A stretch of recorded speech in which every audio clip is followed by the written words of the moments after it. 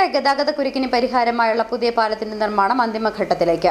കൊച്ചി ധനുഷ്കോടി ദേശീയപാതയിൽ Ramaswamy Iyer head works ഡാമിന് സമീപം മുതിരപ്പുഴയാറിന് കുറുകെ ബജറ്റ് ഫണ്ട് ഉപയോഗിച്ചാണ് പുതിയ പാലം നിർമ്മിക്കുന്നത്. പാലം തുറക്കുന്നതോടെ കുരുക്കിൽപ്പെടാതെ വാഹനങ്ങൾക്ക് ഹൈറേഞ്ച് ക്ലബ്ബ് വഴി മൂന്നാർ ടൗണിലേക്ക് പ്രവേശിക്കാനാവും.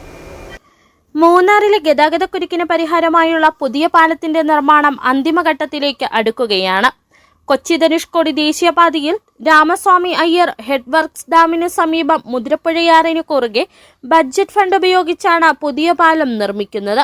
5 കോടി രൂപയാണ് നിർമ്മാണത്തിനായി ആദ്യഘട്ടത്തിൽ വകയിരുത്തിയത്.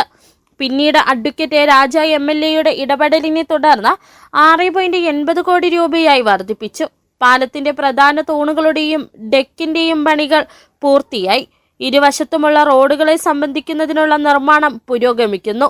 പാലം യാഥാർത്ഥ്യമാകുന്നതോടെ മൂന്നാർ ടൗണിലെ ഗതാഗതക്കുരുക്കിന് അയവ് വരുത്താൻ സാധിക്കും.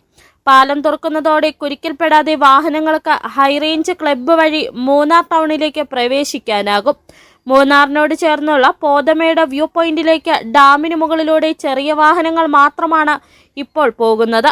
പാലം തുറക്കുന്നതോടെ വലിയ വാഹനങ്ങൾക്കും പോതമേട് വ്യൂ പോയിന്റിലേക്ക് എത്താനാകും. City vision, Munnar.